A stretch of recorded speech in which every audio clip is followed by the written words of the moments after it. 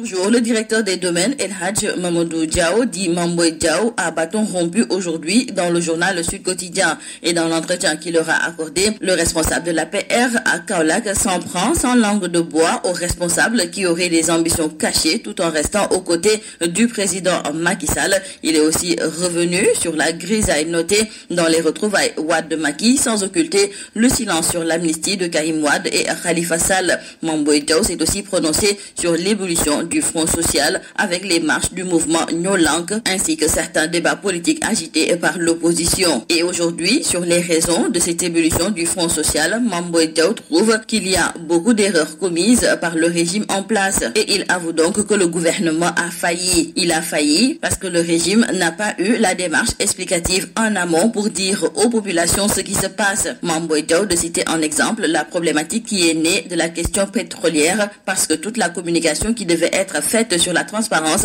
des contrats leur a été presque forcée, alors que selon lui, il revenait aux membres du gouvernement d'anticiper sur des questions aussi importantes et d'informer les Sénégalais sur tout ce qui se faisait en matière d'exploration. Et tout cela aurait rassuré les Sénégalais parce que quand on vous donne l'information, vous donnez un préjugé favorable par rapport aux questions de transparence. Et concernant les marches organisées par les membres de la société civile, Mamboy Diao, toujours dans le journal Sud Quotidien, prouve que ce ne sont pas les Sénégalais qui sont dans les rues, mais c'est plutôt l'opposition. Légalisation de l'homosexualité. Nos confrères du quotidien Le Soleil nous indiquent qu'hier, le chef de l'État, Macky Sall, qui faisait face à la presse en compagnie du Premier ministre du Canada, sur un ton assez ferme, a carrément fait savoir qu'on ne peut pas demander au Sénégal de légaliser l'homosexualité. Notre société ne l'accepte pas. Donc, selon nos confrères du quotidien Le Soleil, le chef de l'État n'a pas fait hier dans la dentelle pour clarifier la position du Sénégal par rapport à l'homosexualité. Pour nos confrères du journal 24 heures, par rapport à ce sujet, rien ne bouge.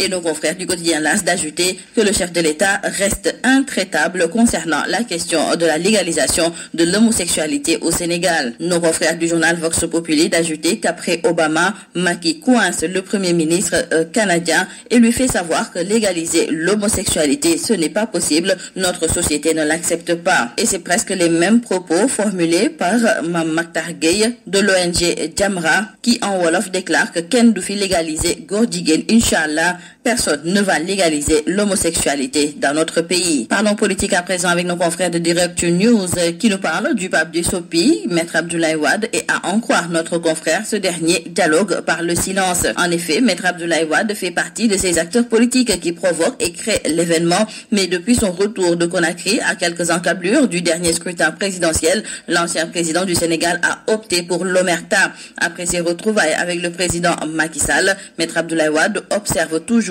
son mutisme. Daoud Chow, le biétiste de Direct News, se demande si le pape du Sopi ne serait pas en connivence avec le Macky ou bien userait-il d'une stratégie du silence. En tout état de cause, son omerta est parlant. Dans le journal Libération, nos confrères reviennent sur ce scandale dans le paiement des indemnités d'expropriation de l'État. Nos confrères nous parlent de cet homme d'affaires, Matar Diène, qui a été inculpé et placé sous mandat de dépôt pour escroquerie et blanchiment de capitaux depuis une dizaine de jours. Il a fait main basse sur 450 millions de francs CFA destinés à des familles expropriées par l'État. Une affaire rocambolesque pilotée par la section de recherche.